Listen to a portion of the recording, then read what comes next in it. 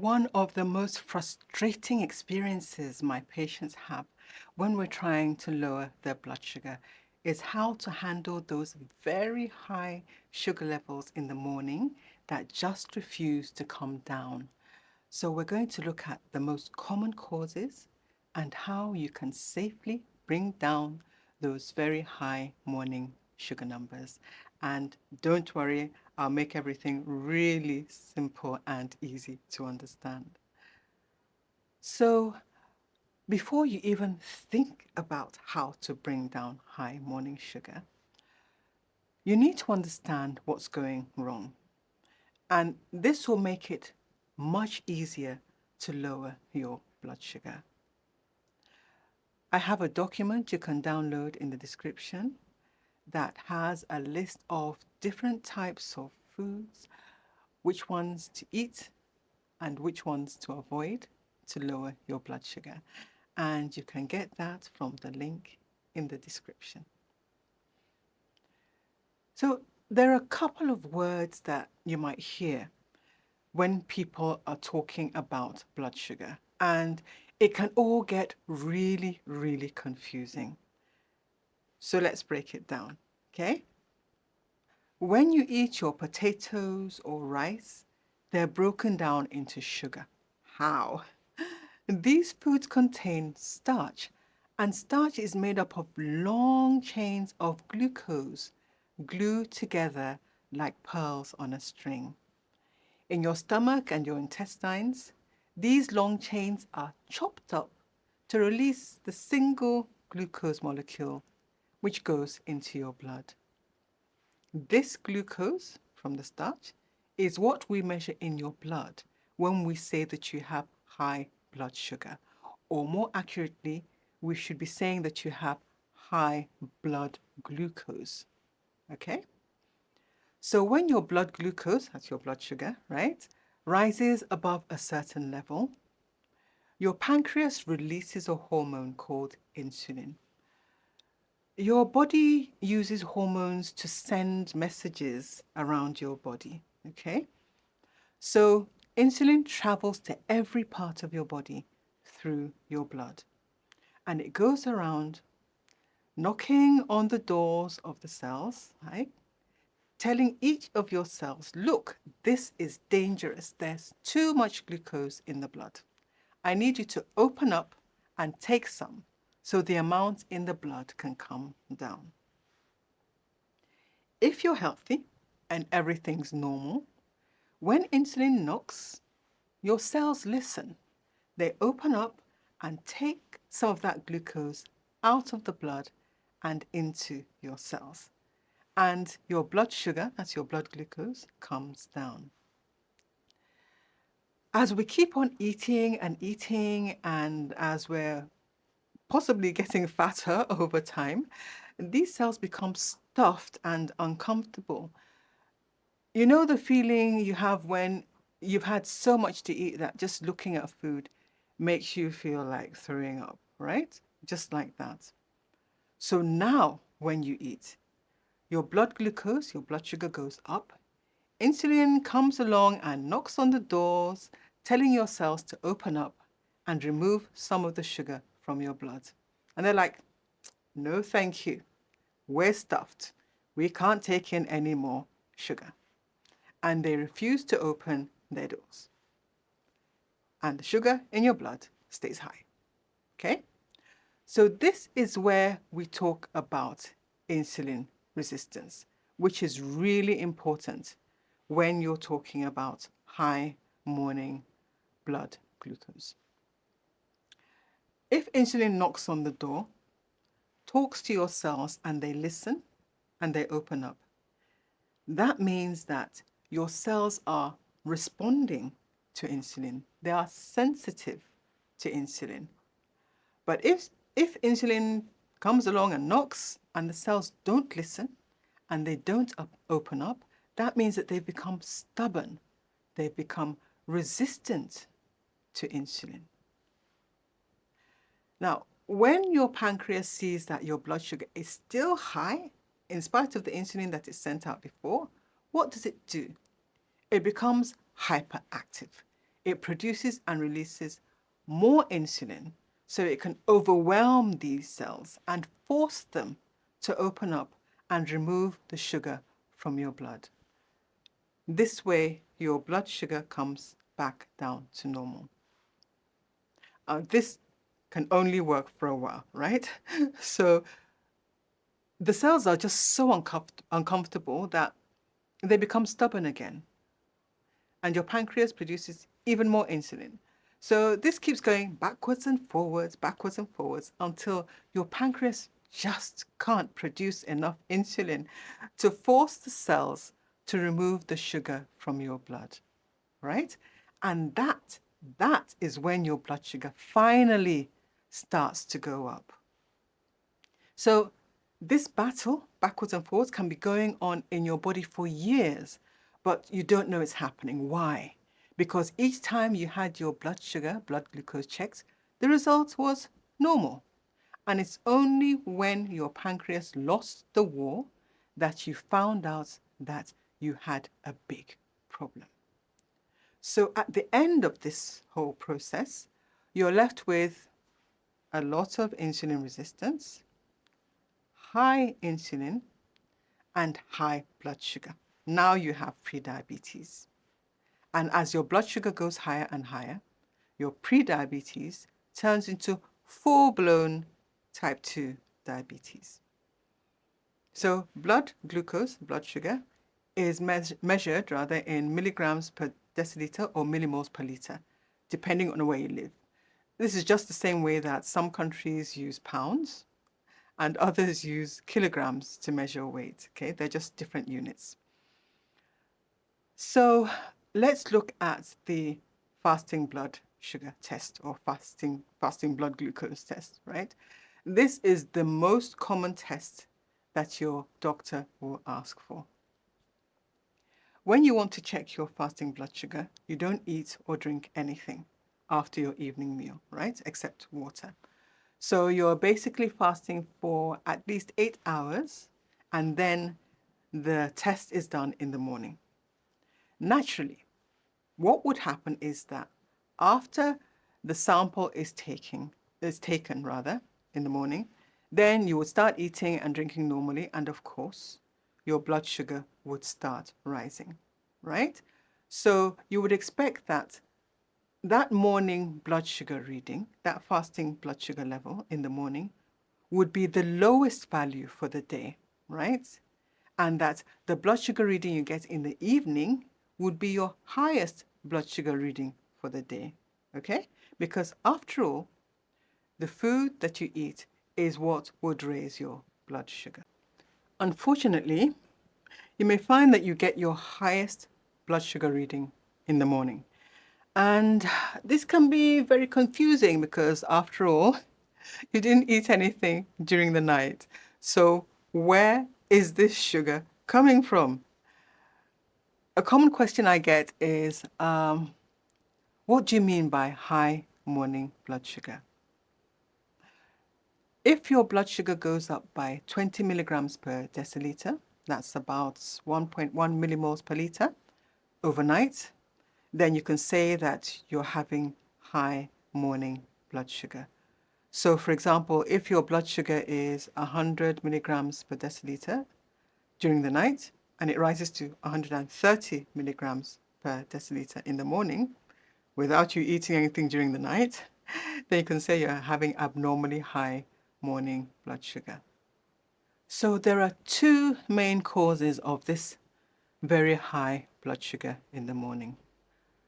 First, I'll tell you what they are, and then we'll look at how to treat them. The first and most common cause is what we call the dawn phenomenon. Remember that we said that when you eat your potatoes or rice or bread or whatever, they're broken down into glucose, and this glucose goes into your blood. Some of that glucose goes to your liver where it's stored away as glycogen. And during the night when you're not eating, hopefully, your blood sugar starts to drop. And towards morning, your body starts to release hormones like growth hormone and your flight or fight hormones like epinephrine, adrenaline, and your stress hormone like cortisol. And these tell your liver to break down that glycogen that you have stored away to release glucose into your blood. Your body does this to give you enough energy to start your day so you can be alert and move around and be active even though you haven't eaten anything. If this didn't happen, you wouldn't be able to get out of bed in the morning. So this is normal. Everyone's liver breaks down glycogen to release glucose into the blood in the morning, whether you have diabetes or not. So when the blood glucose goes up, because of the glucose that's being released by your liver, your pancreas releases insulin, right? And if you remember, insulin tells your cells to open up and remove sugar from your blood. But insulin also goes to your liver and says, we have too much sugar in the blood. Please stop breaking down glycogen. Stop pushing more sugar into the blood. Normally, your liver would listen and stop breaking down glycogen to release glucose. But remember, you have insulin resistance, and your liver is also resistant to insulin. So when insulin tells your liver to stop releasing glucose into the blood, it doesn't listen, and it just keeps pumping sugar into your blood. And your blood sugar just keeps going higher and higher.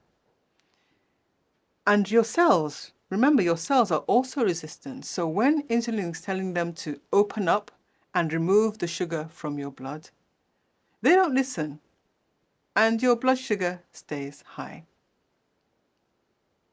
So another cause of very high blood sugar in the morning is the 𝐋𝐿𝐄𝐑 effect, which I always butcher. With the 𝐋𝐿𝐄𝐑 effect, your blood sugar drops very, very low in the middle of the night. Your body wants to keep you alive, obviously. So it starts frantically trying to raise your blood glucose so that you don't go into a coma and die. This works so well that your blood sugar shoots up, but it goes up way past normal levels. And now you have the opposite problem of very high blood sugar. There are a couple of things that can cause this very high blood sugar in the morning after low blood sugar during the night, right? So if you're taking drugs, the dose of the drugs may be too high. So it basically drains your body of sugar during the night when you're not eating. Another possible cause is the timing of your medicine. The timing may be wrong, especially with insulin injections, where you're getting too much insulin at night while you're sleeping.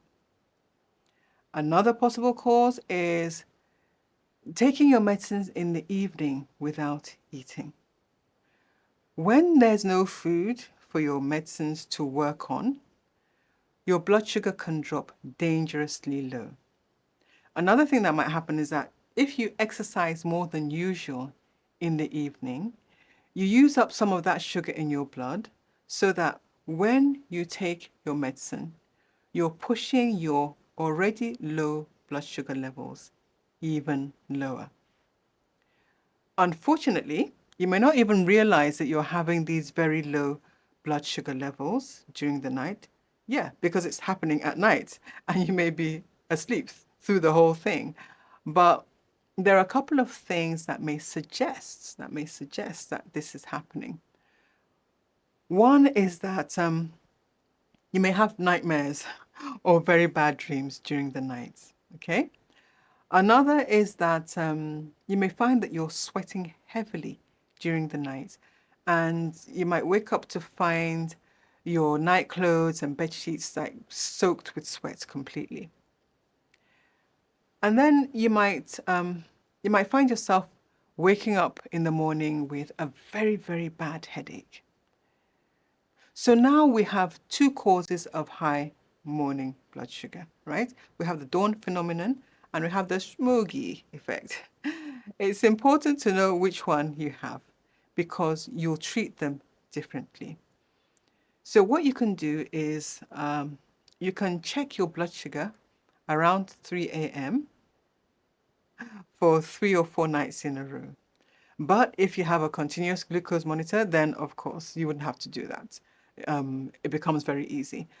Otherwise, you would have to basically wake up and prick your finger to check your blood glucose. Now, if it's normal or high, then your high morning sugar is being caused by the dawn phenomenon. If your blood glucose is low at 3 a.m., then that suggests that your high morning blood sugar is being caused by the 𝐒𝐄𝐑 effect. So let's talk about treatment. If you're having the 𝐒𝐄𝐑 effect, your doctor may have to lower the dose of medicine that you're taking. Some people would say that you should have a snack before bed to balance out the effect of the medicine that you're taking. But it makes more sense to me to lower the dose of the medicine if it's too high, right? Your doctor may also change the medicine that you're taking altogether. So for the dawn phenomenon, how do you bring down your blood sugar levels? First of all, let's talk about food because that's really important, all right? First of all, you need to be careful with what you eat in the evening, right? In the evening in particular. Eat more high protein food like fish and other seafood. Eat more meats, chicken, etc., right? Avoid bread, spaghetti, noodles, rice, and other starchy foods, which easily turn into sugar in your body.